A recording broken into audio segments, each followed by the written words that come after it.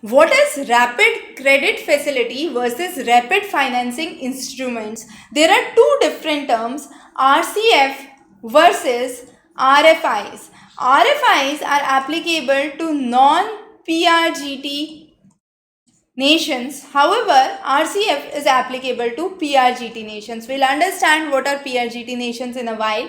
But just to have an overview about the rapid credit facility system. Now this provides concessional, rapid, low access financial support to low income countries. So only the low income countries can apply for it, and it provides support during 4 different circumstances that we would cover in a while, and this is based on a ex post conditionality. What does ex post conditionality mean?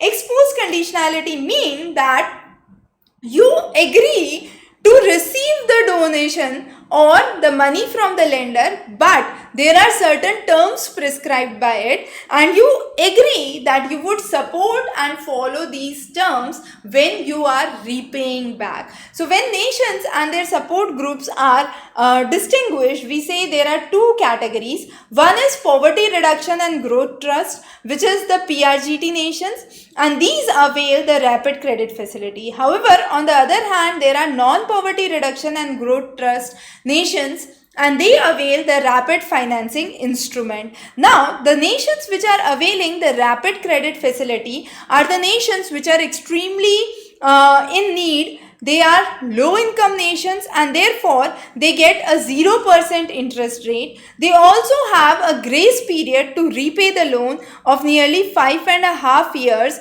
final maturity being 10 years, much higher than the rapid financing instrument. The rapid financing instrument is applicable only to non-poverty reduction and growth trust. So what we are talking in right now is rapid credit facility. We'll cover rapid financing instrument in a separate lecture. So this the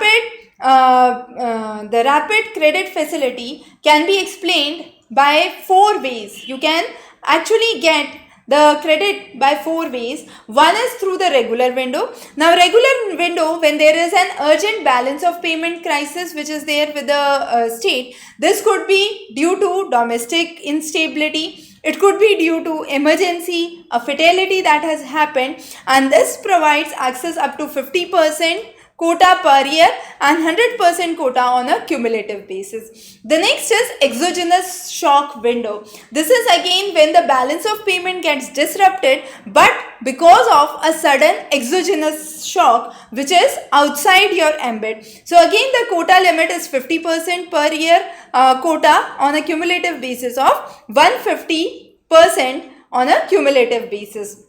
The next reason why a nation can apply for the rapid credit finance is a large natural disaster window that has happened, and that is because of a natural disaster which was unforeseen, and that has a credit quota of nearly 80% for quota per year and 183.33% for a cumulative base quota.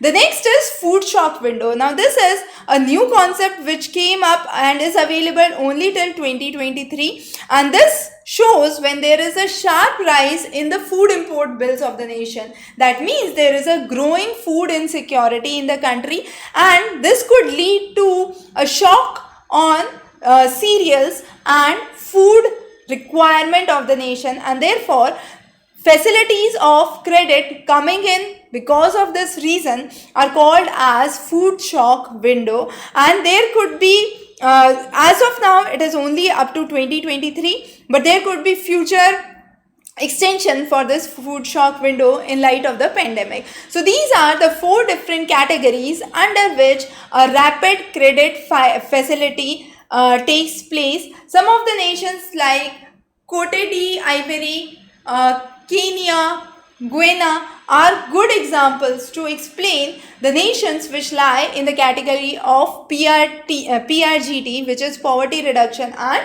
growth trust nations. And it's very important that of the various nations, there are, if we go on to this slide, we can see that there are nearly 69 countries which are part of the PRGT group. Of these 69 countries, 29 are extremely on a fragile state because they have a high risk, a very high debt. Along with that, they also have a high climatic vulnerability. There are only 3 countries which are on the other side which have low risk on environmental vulnerability as well as low risk of debt. Now, 2 important criteria that are taken into account is income and market access criteria to understand which nations would graduate as PRGT or poverty reduction and growth trust. So, the income criteria says that if the GNP per capita has been above the World Bank's IDA operational cutoff for last 5 years,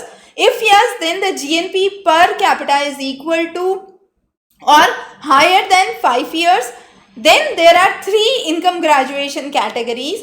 One is for small countries, one is for micro states, and if this exceeds by 50% or more relevance, then there would be a category of PRGT graduation, else it would fall under grant only or loan grant mix assistance. Now, market access condition says that there is public issuance of bonds and disbursement of the commercial loans for at least 3 of the last 5 years, cumulative exceeding 50% for the country's quota. If that is correct, the gross national income per capita equal to or higher than 5 years ago. Along with that, World Bank's IDA operational cutoff based on the latest data, and then absence of any short-term vulnerability would make a nation graduate the PRGT criteria. So, if these criteria are not fulfilled, that means the country is in trap or is a debt distress country